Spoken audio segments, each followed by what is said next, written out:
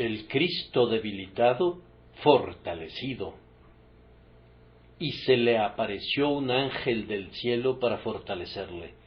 Lucas 22:43. Yo supongo que este incidente ocurrió inmediatamente después de la primera oración de nuestro Señor en el huerto de Getsemaní. Sus súplicas se hicieron tan fervientes y tan intensas que provocaron en él un sudor sangriento. Evidentemente estaba sumido en una gran agonía de temor al tiempo que oraba y luchaba hasta sudar sangre. El escritor de la epístola a los Hebreos nos informa que fue oído a causa de su temor reverente. Es probable que ese ángel llegara en respuesta a esa oración. Esa fue la respuesta del Padre al clamor de su Hijo desfalleciente, que soportaba una infinitud de dolor por causa del pecado de su pueblo y que, por tanto, debía ser divinamente sostenido en cuanto a su condición humana, para no ser aplastado por el terrible peso que presionaba sobre su alma santa. La respuesta de su petición llegó tan pronto como nuestro Salvador comenzó a orar. Eso nos recuerda la súplica de Daniel y el mensajero angélico a quien le fue ordenado volar tan raudamente que, tan pronto como la oración hubo salido de los labios del profeta, Gabriel ya estaba junto a él con su respuesta.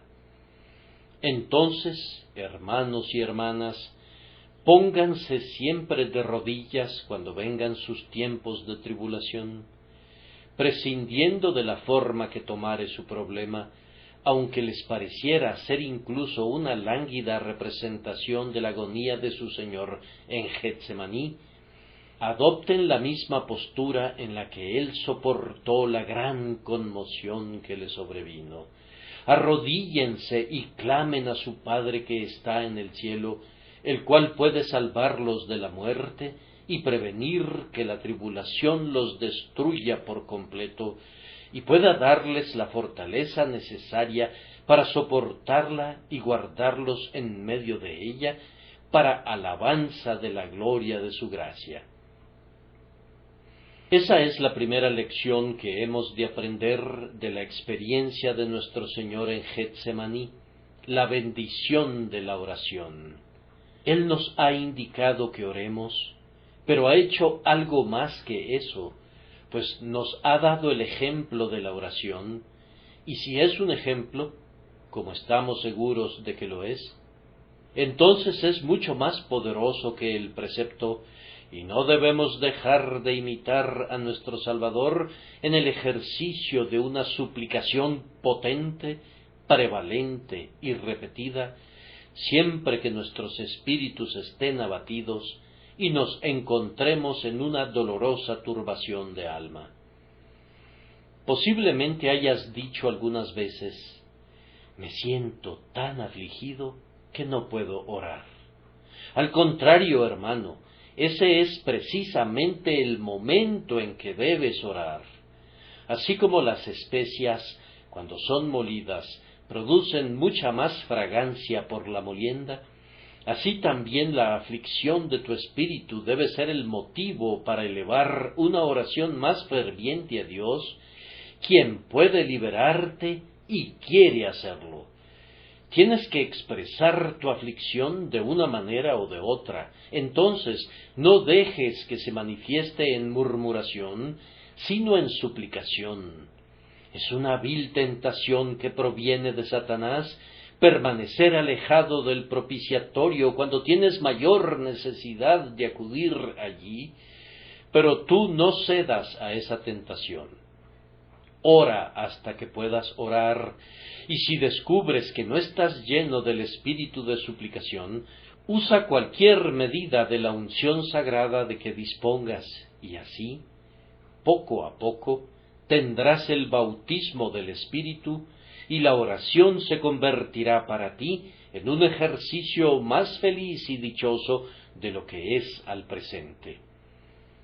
nuestro Salvador dijo a sus discípulos: «Mi alma está muy triste hasta la muerte». Con todo, en aquel momento, más que en ningún otro, se encontraba en una agonía de oración, y la intensidad de su suplicación era proporcional a la intensidad de su aflicción. En nuestro texto hay dos cosas que debemos notar. Primero, la debilidad de nuestro Señor, y en segundo lugar, el fortalecimiento de nuestro Señor. Primero, entonces, meditemos durante unos instantes sobre la debilidad de nuestro Señor.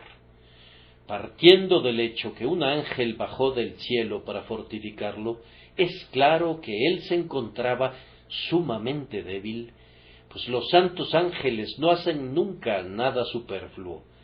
Ellos son siervos de un Dios eminentemente práctico, que no hacen nunca lo que es innecesario hacer.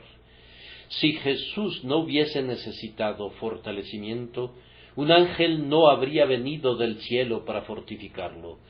Pero cuán extraño suena a nuestros oídos que el Señor de la vida y de la gloria estuviera tan débil como para que necesitara ser fortalecido por una de sus propias criaturas. Cuán extraordinario pareciera que Él, quien es Dios verdadero de Dios verdadero, con todo, cuando vino a la tierra como Emmanuel, Dios con nosotros, asumiera tan completamente nuestra naturaleza que se sintió tan débil como para que necesitara ser sostenido por una agencia angélica. Esto les pareció a algunos de los santos más antiguos como despectivo de su dignidad divina, y por eso algunos de los manuscritos del Nuevo Testamento omiten este pasaje.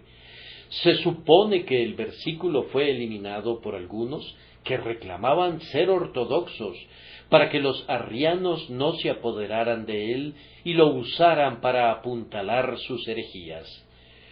Yo no podría estar seguro en cuanto a quienes lo eliminaron de hecho, y no me sorprende que lo hubieran hecho. No tenían el derecho de hacer nada por el estilo, pues todo lo revelado en la Escritura es cierto.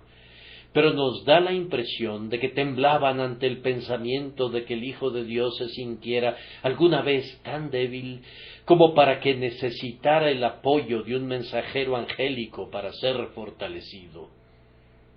Sin embargo, hermanos y hermanas, este incidente demuestra la realidad de la condición humana de nuestro Salvador. Aquí pueden percibir ustedes cuán plenamente participó de la debilidad de nuestra humanidad.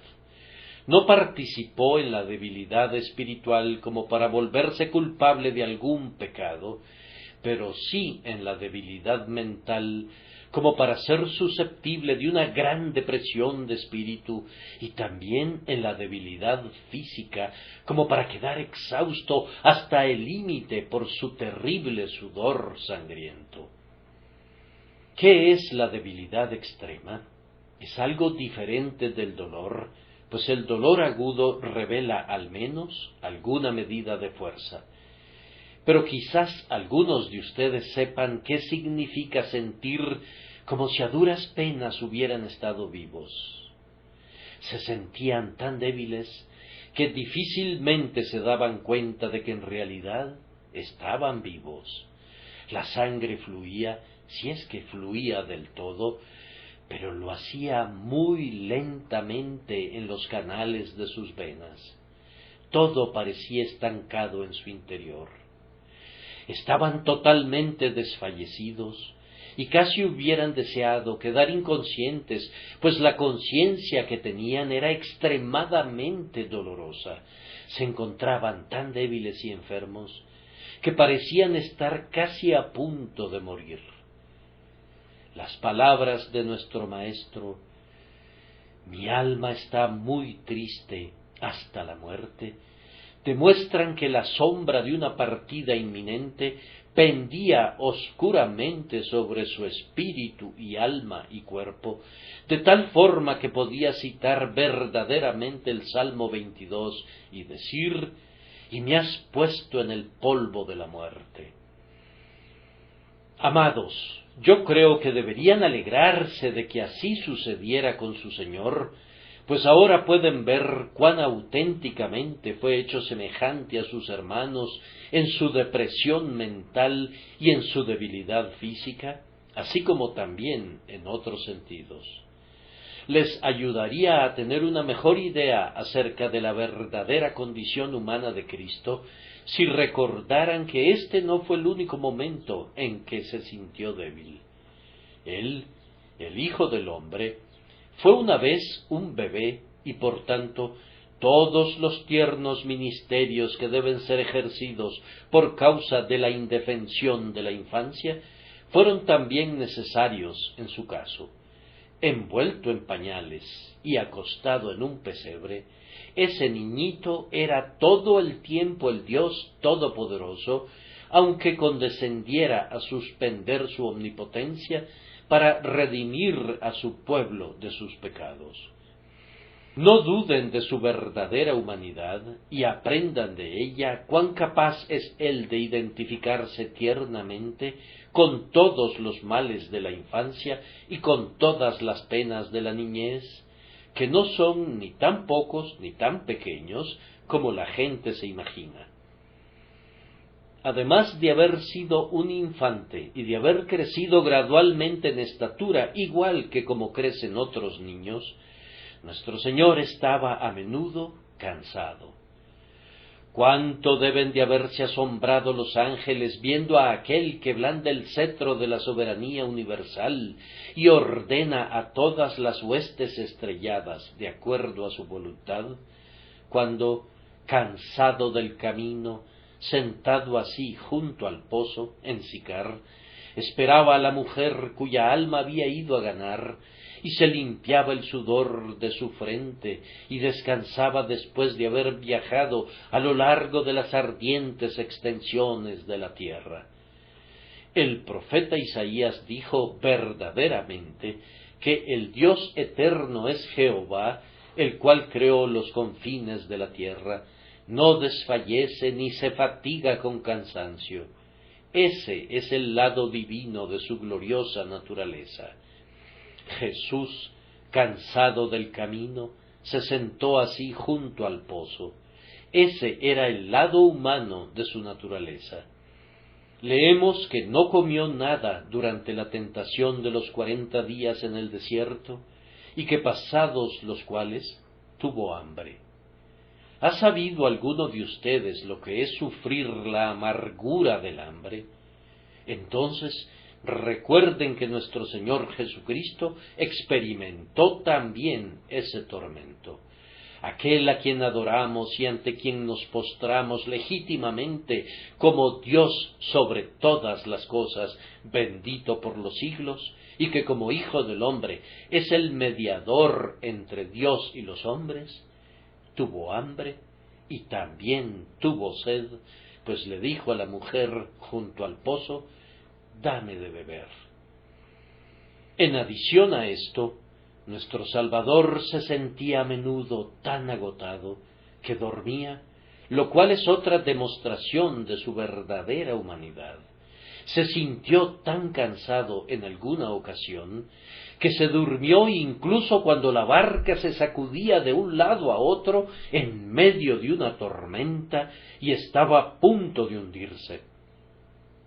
En otra ocasión leemos que los discípulos le tomaron como estaba en la barca, lo que me parece que denota incluso algo más de lo que dice, es decir, que él se sentía tan agotado que casi era incapaz de subirse a la barca, pero ellos le tomaron como estaba y allí se quedó dormido.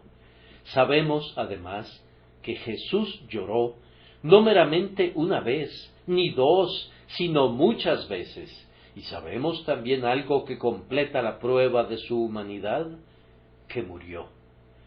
Fue un extraño fenómeno que aquel a quien el Padre ha dado el tener vida en sí mismo, hubiere sido llamado a atravesar las lúgubres sombras de la muerte, para que en todos los puntos fuera semejante a sus hermanos, y así fuera capaz de identificarse con nosotros.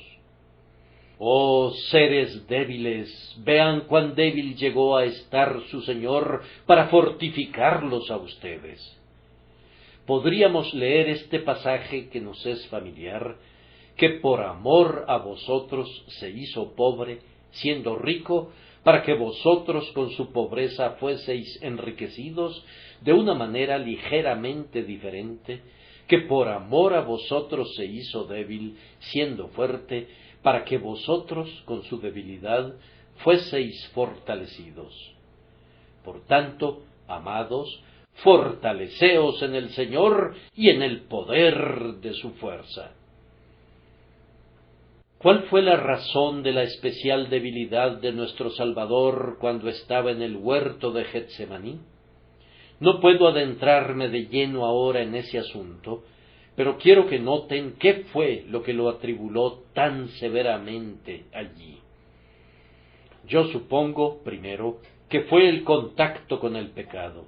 Nuestro Salvador había visto siempre los efectos del pecado en los demás, pero nunca había sido afectado tan íntimamente como lo fue cuando entró en aquel huerto, pues allí, como nunca antes, la iniquidad de su pueblo fue acumulada sobre él, y ese contacto despertó en él un santo horror. Ustedes y yo no somos perfectamente puros, y por eso no estamos tan horrorizados ante el pecado como deberíamos estarlo. Sin embargo, algunas veces podemos decir con el salmista: horror se apoderó de mí a causa de los inicuos que dejan tu ley. Pero que nuestro misericordioso Salvador, escuchen las palabras inspiradas, y ninguna de ellas es mía, fuera contado con los pecadores, debe de haber sido algo terrible para su alma pura y santa. Parecía retraerse de una tal posición, y se necesitaba que fuera fortalecido para que pudiera ser capaz de soportar el contacto de esa terrible mole de iniquidad. Pero, en adición a eso, él tenía que soportar la carga de ese pecado. No bastaba que entrara en contacto con él, sino que está escrito: Jehová cargó en él el pecado de todos nosotros. Y cuando comenzó a captar plenamente todo lo que estaba involucrado en su posición como gran portador del pecado, su espíritu decayó y se sintió sumamente débil. Oh amigo, si tú tuvieras que soportar la carga de tu pecado cuando te presentes delante del tribunal de Dios, te hundiría hasta lo más profundo del infierno. Pero ¿cuál no habría sido la agonía de Cristo cuando cargaba con el pecado de todo su pueblo? Cuando la poderosa mole de la culpa de ellos vino rodando sobre él, su Padre vio que el alma humana y el cuerpo humano, ambos, necesitaban ser sostenidos, o de otra manera habrían sido aplastados por completo antes de que la obra expiatoria hubiere sido consumada. El contacto con el pecado y la asunción de la culpa del pecado eran razones suficientes para producir la excesiva debilidad del Salvador en Getsemaní, pero, además, él estaba consciente de la cercanía de la muerte. He oído decir a algunas personas que no deberíamos huir de la muerte, pero yo asevero que, en la proporción en que un hombre es un buen hombre, la muerte será desagradable para él. Ustedes y yo nos hemos familiarizado, hasta un cierto grado, con el pensamiento de la muerte. Sabemos que tenemos que morir, a menos que el Señor venga pronto, pues todos los que se han ido antes que nosotros así lo han hecho, y las semillas de la muerte están sembradas en nosotros, y como fiera enfermedad, están comenzando a obrar dentro de nuestra naturaleza. Es natural que esperemos morir, pues sabemos que somos mortales. Si alguien fuera a decirnos que seremos aniquilados, cualquier hombre razonable y sensible se horrorizaría ante la idea, pues eso no es natural para el alma del hombre. Ahora bien, la muerte era tan antinatural para Cristo como la aniquilación lo sería para nosotros. La muerte no había llegado a ser nunca una parte de su naturaleza. Su alma santa no contenía ninguna de sus semillas, y su cuerpo inmaculado, que no había conocido nunca ningún tipo de enfermedad o corrupción, sino que era tan puro como cuando, antes que nada, el santo ser fue creado por el Espíritu de Dios, también se retraía de la muerte. No había en él nada de lo que vuelva natural a la muerte, y por tanto, por causa de la propia pureza de su naturaleza, él retrocedía ante la cercanía de la muerte y necesitaba ser especialmente fortificado para enfrentar al postrer enemigo. Sin embargo, fue probablemente el sentido de total abandono que estaba haciendo presa de su mente el que produjo esa debilidad extrema. Todos sus discípulos le habían fallado y en breve lo abandonarían. Judas había alzado contra él el calcañar, y no hubo ninguno dentro de sus seguidores profesantes que se asiera a él fielmente. Reyes, príncipes, escribas y gobernantes, todos se unieron en contra suya, y de los pueblos nadie hubo consigo. Lo peor de todo fue que por la necesidad de su sacrificio expiatorio y por ser el sustituto por su pueblo, su propio padre le retiró la luz de su rostro, y ya en el huerto comenzaba a sentir esa agonía de alma que en la cruz le provocó aquel clamor doliente: Dios mío, ¿por qué me has desamparado? Y ese sentimiento de completa soledad y abandono, agregado a todo lo que había soportado, lo hizo sentir tan extremadamente débil que fue necesario que fuera especialmente fortificado para la prueba extremadamente dura por la que todavía tendría que pasar. Ahora, en segundo lugar, debemos meditar durante unos instantes sobre el fortalecimiento de nuestro Señor, y se le apareció un ángel del cielo para fortalecerle. Es de noche y está arrodillado bajo los olivos, ofreciendo, como dice Pablo, ruegos y súplicas con gran clamor y lágrimas al que le podía librar de la muerte. Mientras luchaba allí, se ve sumido en tal estado de agonía que suda grandes gotas de sangre y de pronto refulge delante de él, como un meteoro del cielo de medianoche, un espíritu reluciente venido directamente del trono de Dios para ministrarle en su hora de necesidad. Piensen en la condescendencia de Cristo al permitir que un ángel viniera y le fortaleciera. Él es el Señor de los ángeles, así como de los hombres. A su indicación, los ángeles vuelan más raudamente que el relámpago para cumplir su voluntad. Sin embargo, en la extremidad de la debilidad, fue socorrido por uno de ellos. Fue una asombrosa condescendencia que el infinitamente grande y siempre bendito Cristo de Dios consintiera que un espíritu de su propia creación se le apareciera y le fortaleciera.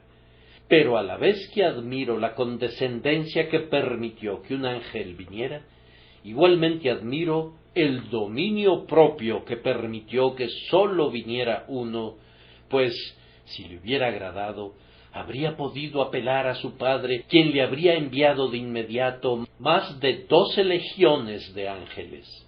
No, Él no hizo una solicitud así. Él se regocijó al contar con un ángel que lo fortaleciera, pero no aceptaría ni uno más.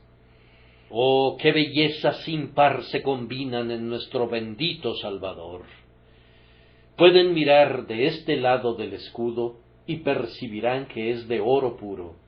Luego pueden mirar del otro lado del escudo, pero no descubrirán que sea de bronce, como en la fábula, pues es de oro por todos lados. Nuestro Señor Jesús es todo Él codiciable. Lo que hace o lo que deja de hacer merece igualmente las alabanzas de su pueblo. ¿Cómo podría el ángel fortalecer a Cristo? Esa es una pregunta muy natural, pero es muy posible que, habiendo respondido a la pregunta de la mejor manera que pudiéramos hacerlo, no le diéramos una respuesta plenamente satisfactoria. Sin embargo, puedo concebir que de alguna manera misteriosa, un ángel del cielo le hubiera podido infundir, de hecho, un renovado vigor a la constitución física de Cristo. No puedo afirmar positivamente que así fuera, pero me parece que es algo muy probable. Sabemos que en verdad Dios puede comunicar nueva fuerza de pronto a los espíritus desfallecientes, y ciertamente, si lo hubiera querido, habría podido alzar así la cabeza inclinada de su Hijo para hacerlo sentir de nuevo fortificado y resuelto. Tal vez haya sido así, pero, de cualquier manera, sentir que tenía una compañía pura debe de haber fortalecido al Salvador. Es un gran gozo para un hombre que está batallando a favor de lo recto contra una multitud que ama lo torcido, encontrar a un camarada a su lado que ama la verdad como él mismo la ama. Para una mente pura, obligada a escuchar las bromas obscenas de los individuos licenciosos, no conozco nada que sea más fortalecedor que oír un susurro al oído de alguien que le dice: yo también amo lo que es casto y puro, y odio la conversación inmunda de los malvados. Así, por ventura, el mero hecho de que ese ángel refulgente estuviera al lado del Salvador, o que se inclinara reverentemente ante él, en sí mismo, podría haberle fortalecido. Junto a eso estaba la tierna simpatía que esta ministración angélica demostró. Puedo imaginar que todos los santos ángeles se asomaban sobre las murallas del cielo para observar la portentosa vida del Salvador, y ahora que lo ven en el huerto y que perciben por toda su apariencia y por su desesperada agonía que la muerte se le está aproximando, se quedan tan atónitos que ansían el permiso para que al menos uno de ellos descienda para ver si pudiera llevarle socorro de la casa de su padre en lo alto. Puedo imaginar a los ángeles diciendo: ¿no cantamos acerca de él cuando nació en Belén? ¿Acaso alguno de nosotros no le ministramos cuando estaba en el desierto, entre las bestias salvajes, hambriento después de su prolongado ayuno y de su terrible tentación? ¿No le han visto a los ángeles todo el tiempo que ha estado en la tierra? Oh, vayamos algunos de nosotros en su ayuda. Y sin mayor esfuerzo puedo suponer que Dios le dijo a Gabriel: tu nombre significa la fortaleza de Dios. Anda y fortalece a tu Señor en Getsemaní. Y se le apareció un ángel del cielo para fortalecerle, y pienso que fue fortalecido, al menos en parte, al observar la simpatía de todo el ejército celestial para con él en su trance de secreta aflicción. Pudiera parecer que estaba solo como hombre, pero como Señor y Rey tenía de su lado a un grupo innumerable de ángeles que esperaban para cumplir su voluntad, y vino allí uno de ellos para asegurarle que, después de todo, no estaba solo. A continuación, sin duda nuestro Salvador fue consolado por el servicio voluntario del ángel. Ustedes saben, amados hermanos y hermanas, cuánto puede alegrarnos un pequeño acto de amabilidad cuando estamos abatidos en espíritu, cuando somos despreciados y desechados entre los hombres, cuando somos abandonados y difamados por quienes deberían habernos tratado de manera diferente. Incluso una tierna mirada de un niño nos ayuda a suprimir nuestra depresión. En tiempos de soledad, te ayuda a tener incluso un perro contigo, que lama tu mano y que te muestre tanta amabilidad como le sea posible mostrarte. Y nuestro bendito Señor, que siempre apreció y aprecia todavía el más mínimo servicio que le sea rendido, pues ni un solo vaso de agua fría dado a un discípulo en el nombre de Cristo perderá su recompensa, fue animado por la devoción y el homenaje del Espíritu ministrante que vino del cielo para fortalecerlo. Me pregunto si el ángel le adoró. Yo pienso que no podía ser nada que no fuera menos que eso, y debe de haber sido algo trascendente adorar al ensangrentado Hijo de Dios. Oh, que cualquiera de nosotros hubiera podido rendirle un homenaje como ese. El tiempo para un ministerio especial, así como ese, ha concluido ahora. Sin embargo, mi fe pareciera traerle de regreso aquí, en este momento, justo como si estuviéramos en Getsemaní. Yo te adoro, bendito Dios eterno, nunca más semejante a Dios que cuando demostraste tu perfecta condición humana al sudar grandes gotas de sangre en la terrible debilidad de tu depresión en el huerto de la aflicción. ¿Acaso también la presencia del ángel consoló y fortificó al Salvador como si se tratara de un goce anticipado de su victoria final? ¿Qué era este ángel sino el pionero de todo el ejército celestial que vendría a reunirse con él cuando la lucha hubiere terminado? Él era un ángel que, en plena confianza de la victoria de su Señor, había volado antes que los demás para rendir un homenaje al Hijo de Dios vencedor, que aplastaría al antiguo dragón bajo sus pies. Ustedes recuerdan cómo, cuando Jesús nació, primero vino un ángel que comenzó a hablarles a los pastores acerca de él, y repentinamente apareció con el ángel una multitud de las huestes celestiales que alababan a Dios y decían: «Gloria a Dios en las alturas, y en la tierra paz, buena voluntad para con los hombres». El primer ángel había tomado la ventaja, por decirlo así, sobre sus hermanos y se les había adelantado. Pero apenas las portentosas noticias fueron propagadas a lo largo de las calles del cielo, cada ángel resolvió darle alcance antes de que su mensaje fuera completado. Entonces, aquí tenemos un ángel que vino como un precursor para recordarle a su Señor la victoria definitiva, y luego hubo muchos más que vinieron con las mismas buenas noticias.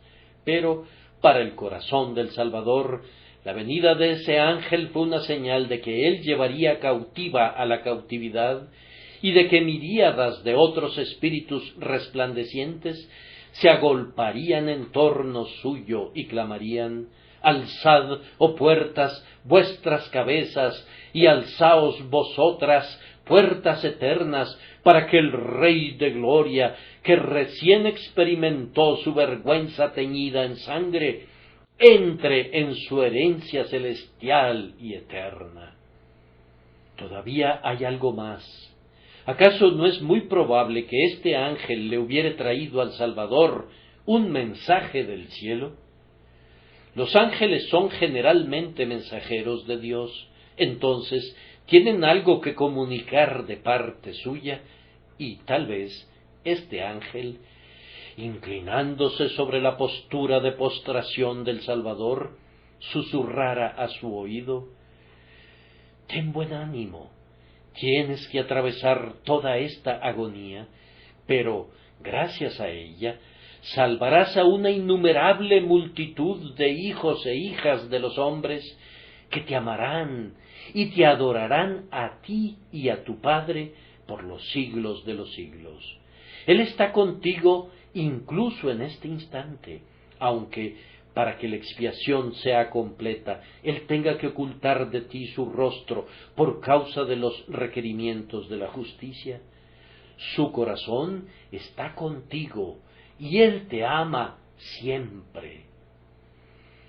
Oh, cómo debe de haber sido animado nuestro Señor Jesús si algunas palabras parecidas a estas hubieran sido susurradas a sus oídos. Ahora, para concluir, procuremos aprender las lecciones de este incidente. Amados hermanos y hermanas, ustedes y yo podríamos tener que pasar a través de grandes aflicciones, ciertamente. Las nuestras no serán nunca tan grandes como aquellas que experimentó nuestro divino Señor, pero podríamos tener que atravesar por las mismas aguas. Bien, en tales momentos, como ya lo he dicho, recurramos a la oración y contentémonos con recibir consuelo de los instrumentos más humildes. Esa es una observación demasiado simple, dirás tú. Si bien es muy simple, es una observación que algunas personas tienen la necesidad de rememorar. Ustedes recuerdan cómo Naamán el sirio fue sanado gracias al comentario de una muchachita cautiva, y algunas veces grandes santos han sido animados por las palabras de gente muy insignificante. Ustedes recuerdan cómo el doctor Guthrie, cuando estaba agonizando, pedía un himno infantil. Iba muy acorde con él un hombre niño grande, glorioso y de mente sencilla. Él dijo lo que ustedes y yo debimos haber sentido algunas veces cuando necesitábamos un himno infantil, un gozoso cántico infantil para animarnos en la hora de la depresión y de la aflicción. Hay algunas personas que parecieran como si no quisieran ser convertidas a menos que pudieran ver a algún eminente ministro. Incluso eso no satisfaría a algunas de ellas. Necesitan una revelación especial del cielo.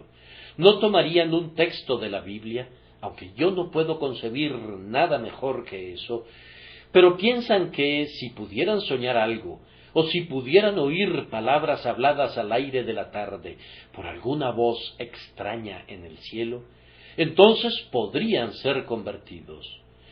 Bien, hermanos y hermanas, si no comen de las manzanas que crecen en los árboles, no han de esperar que los ángeles vengan y se las traigan. Tienen una palabra más segura de testimonio en la Biblia de la que pudiéramos tener en cualquier otra parte. Si no son convertidos por esa palabra, es una gran lástima. Y es algo peor que lástima, es un gran pecado. Si su Señor y Maestro condescendió a recibir la consolación de un ángel a quien Él mismo había creado, ustedes deberían estar dispuestos a recoger consuelo de la plática más débil, de la persona más pobre, del más insignificante miembro del pueblo de Dios, cuando procuran animarlos. Conocí a un viejo profesante que dijo acerca de un joven ministro: «No me sirve de nada oírle, pues no ha tenido la experiencia que yo he tenido. Entonces, ¿cómo podría instruirme o ayudarme?» Oh, señores, yo he sabido que muchos santos ancianos obtienen más consuelo de muchachos piadosos del que obtuvieron jamás proveniente de personas de su misma edad. Dios sabe cómo perfeccionar la alabanza de la boca de los niños y de los que maman, y no he oído nunca que haya hecho eso de la boca de los ancianos. ¿Por qué sucede eso? Porque los ancianos saben demasiado, pero los niños no saben nada, y por tanto la alabanza a Dios salida de sus bocas es perfeccionada. Por tanto, nunca hemos de despreciar a los mensajeros de Dios, por humildes que pudieran ser. La siguiente lección es que a la vez que deben estar agradecidos por el consolador más insignificante, con todo, en sus tiempos de más profunda necesidad, pueden esperar que vengan a ustedes los consoladores más grandes. Permítanme recordarles que un ángel se le apareció a José cuando Herodes buscaba quitarle la vida a Cristo. Luego, más tarde, los ángeles se le aparecieron a Cristo cuando el diablo le había estado tentando. Y ahora, en Getsemaní, cuando hubo una peculiar manifestación de la malicia diabólica, pues era la hora de los poderes de las tinieblas, entonces, cuando el demonio andaba suelto y andaba haciendo lo más que podía en contra de Cristo, un ángel vino del cielo para fortalecerlo. Entonces tendrán su mayor fortaleza cuando estén sumidos en sus tribulaciones más aflictivas. Tal vez tengan poco que ver con ángeles mientras no se encuentren en serios problemas, pero entonces será cumplida la promesa. A sus ángeles mandará acerca de ti que te guarden en todos tus caminos. En las manos te llevarán para que tu pie no tropiece en piedra. Ellos están siempre listos para ser sus guardianes, pero en el asunto del fortalecimiento espiritual, estos Espíritus Santos podrían tener poco que ver con algunos de ustedes, mientras no estén frente a frente con Apolión y tengan que pelear duras batallas con el maligno mismo. Vale la pena atravesar lugares ásperos para que los ángeles lo sostengan a uno. Vale la pena ir a Getsemaní, si allí podemos contar con los ángeles del cielo para que nos fortalezcan. Entonces, tengan buen ánimo, hermanos, sin importar qué cosa los espere. Entre más oscura sea su experiencia, más brillante será lo que resulte de ella. Los discípulos temieron cuando entraron en la nube del monte de la transfiguración, pero cuando penetraron en ella, vieron a Jesús, a Moisés y a Elías en gloria. Oh, ustedes que son verdaderos seguidores de Cristo, no teman a las nubes que se ciernen a bajo nivel sobre ustedes, pues verán la brillantez detrás de ellas y al Cristo en ellas, y benditos serán sus espíritus. Pero si no creen en Cristo, realmente me aflijo por ustedes, pues tendrán la aflicción sin el solaz, la copa de la amargura sin el ángel, la agonía, y eso para siempre, sin el mensajero del cielo que los consuele. Oh, que todos ustedes creyeran en Jesús, que Dios les ayude a hacerlo, por Cristo nuestro Señor. Amén.